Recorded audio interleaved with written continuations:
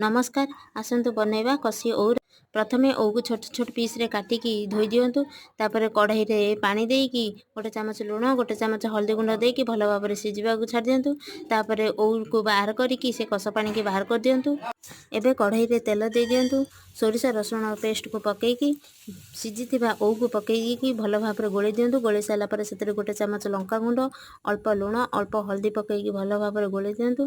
तादरे अल्प पानी देकी भल भाव में फुटिबा को छाड़ दियंतु एवं सेतरे 2 चामच चीनी ऐड करंतु। आपन को जदि अधिका मीठा दरकार तो अधिका चीनी पके पारिबे।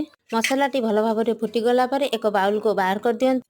एबे कढ़ाई रे अल्प किछि तेल गोटे चामच सोरिष अल्प किछि भूसंग पत्र पके दियंतु। तापर छेचिकी रखिथिबा रसुण को पकेकी भल भाव में भाजी दियंतु एवं तापर सिझेकी रखिथिबा ओउ को पकेकी कवर कर दियंतु। किछि समय गला पर सेतरे भजा जीरा गुंड को ऐड कर दियंतु। एबे प्रस्तुत होई गला कसी ओउ राई।